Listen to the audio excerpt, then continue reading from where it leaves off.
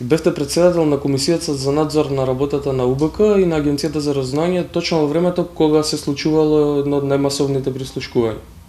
Како комисијата не го примети тоа? Едноставно не ни беше дозволено да појдеме, да извршиме увид. Јас само ќе ве подсетам, веќе на првата седница на комисијата побаравме да се даде поширока информација на начинот на кој што е апсен Љубе Бошковски, како лидер на една од опозицијските партии кој што излезе на изборите, на начин на кој што на јавноста тој е познат.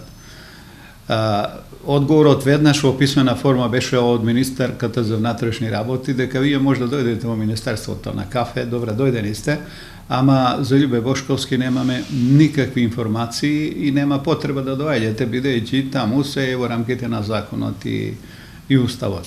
Значи, комисијата за надзор над следењето на комуникациите формирана е за да нема надзор на следење на комуникациите. Власта тоа максимално го злоупотреби и дури кога побаравме и со помош на јавноста, дури појдовме на група таму во Министерството за внатрешни работи, не ни беше дозволено и да влеземе. Така да, за да функционира парламентарната контрола врз извршната власт, сите сегменти на извршната власт треба да постои политичка воља. Таква политичка воља, како што гледате, не постои ниту денес, не постоеше ниту. Кога веќе го спомнавте случајот на Љубе Бошковски, вие побаравте од Министерството за внатрешни работи доказ дека врз него биле вршени пимберки. Имавте ли некакви индиции дека нешто се случува? Па, знаете, ние не треба човек да биде многу мудр, да гледајте ги само кривичната пријава и пресудата која што е изречена за Љубе Бошковски. Веднаш ќе видите дека тука наредба за пимерки не постоела. Тие незаконито го следеле. Дури во образложението на пресудата за Љубе Бошковски пишува дека се следени неговите мобилни телефони по број тој. И дека во станот на заштитениот сведок има видео и тонски запис од разговорите кои што Љубе Бошковски ги правил, да речеме, со тој заштитен сведок за кој сите знаеме денес во Македонија кој е тој, еден од неговите најдобри пријатели на Љубе Бошковски. Али искористен е против него. Предпоставувам не за црни очи, туку за нешто многу позначено.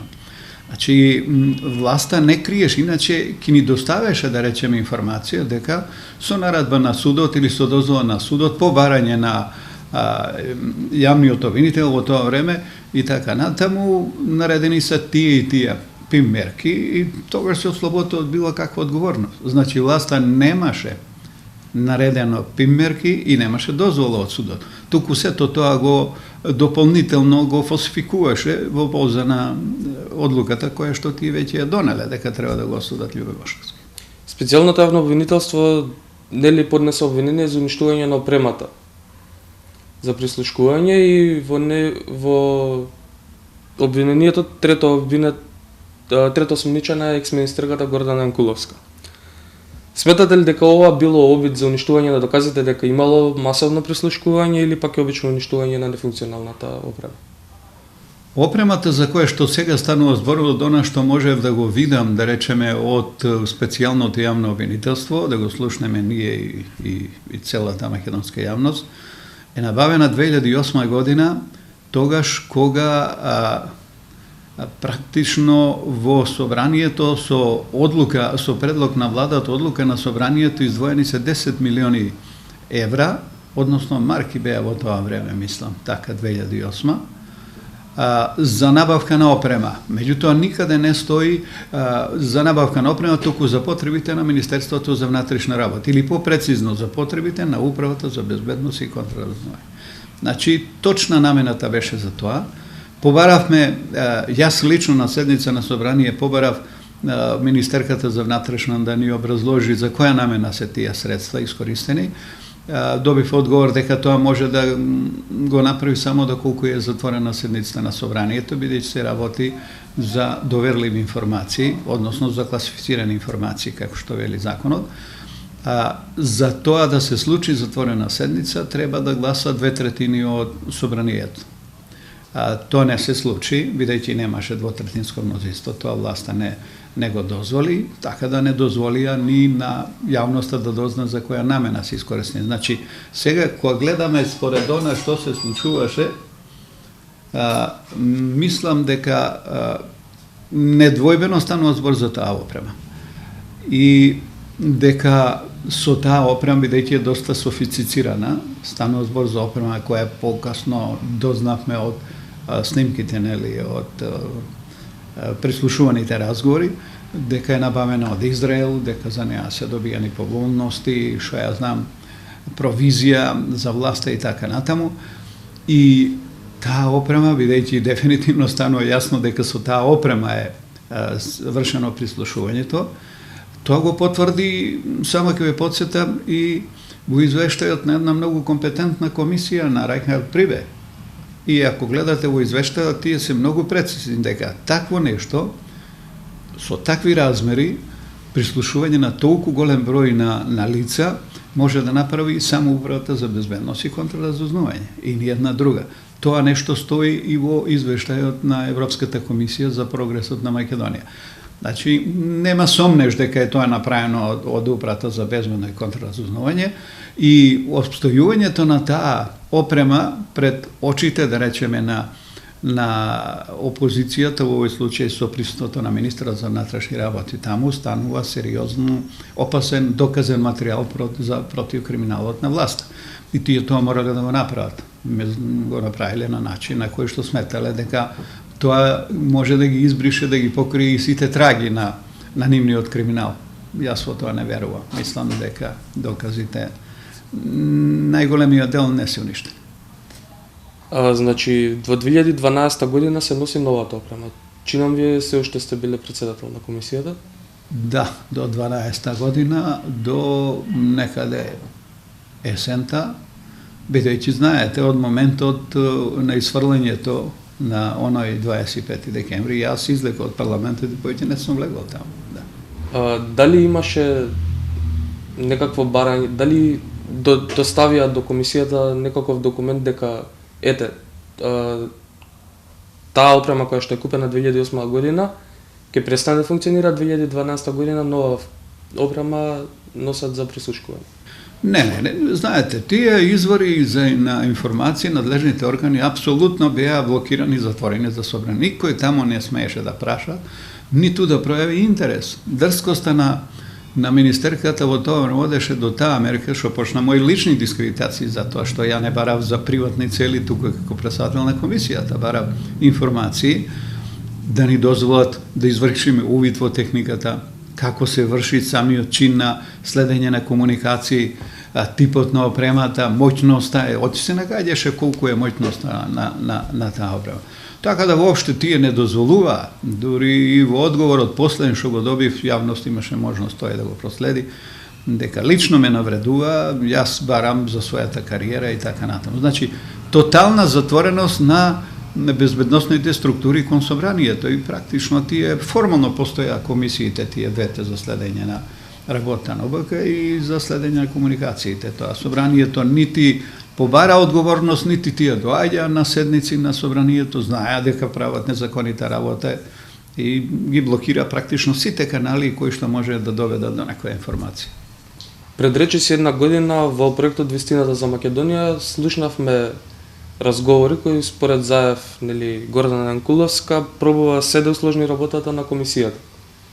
И нели во одреден момент моравте вие да се најавите како комисија доколку сакате да влезете во институциите. Промени ли нешто тоа дека вие моравте да се најавите? Ништо не промени, ви рекој Толмако. Значи, тие не дозволуваат, тие знаат дека прават криминал и не смеат да допуштат, особено опозицијата, тоа да го знае.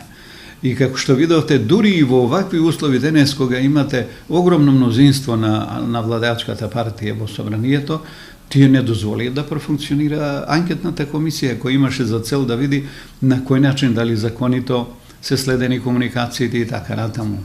Обструира, дури бара дискредитација на таа комисија со тоа што премиерот, како еден од најзаслужните во наводници за тој криминал, практично не дозволи таа комисија да работи, да се врши работата. Анкетната комисија има функција само доколку на јавна сцена се анкетират носителите на јавни функции, бидејќи тие може да изрекуваат само политичка одговорност.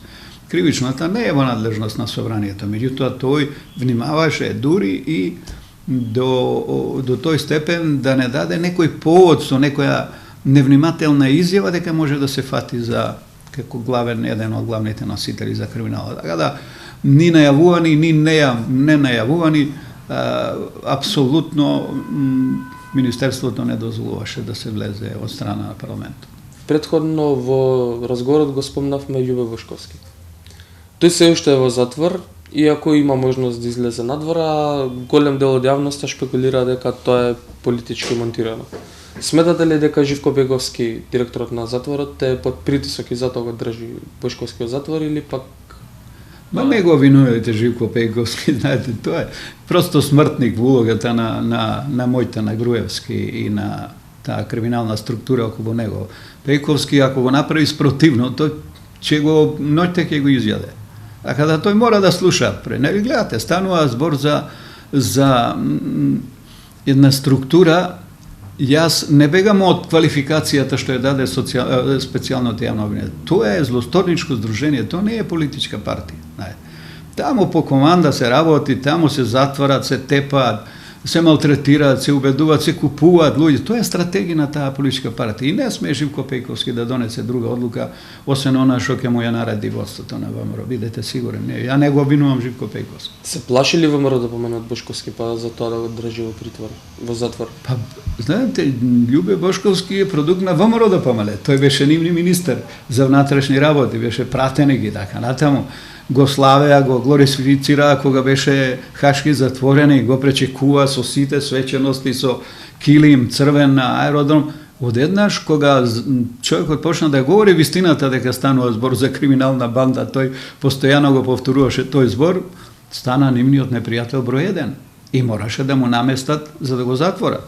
Така да Љубе Бошковски е гранка на ВМРО ДПМН и уште една силна потврда. Се оној што ќе застане на патот на лидерот, нема таму лидер, тој е диктатор, ќе помине онака како тој на равучение на сите други, да не им текне нешто од поширокото обкружување околу него или на ВМРО ДПМН членството, да направи нешто такво како Љубе Бошковски, да почне да го напаѓа, да речеме, Груевски или водството на ВМРО ДПМН. Така да, Љубе Бошковски се уште, а поготово незаслужно што се најде во затвор, има голема политичка моќ, може да анимира многу луѓе слободолюбиви и особено како член на ВМРО, тоа е додатна опасност што бил долги години и може сериозно да наштети на ВМРО ДПМН на овие избори. И тие се свесни, да речеме, од неговата харизма и така натаму и зошто да ја предизвикуваат судбината. Не качма е таму во затвор, а да ја завршиме ние работа, да после ќе опуштиме, не е проблем.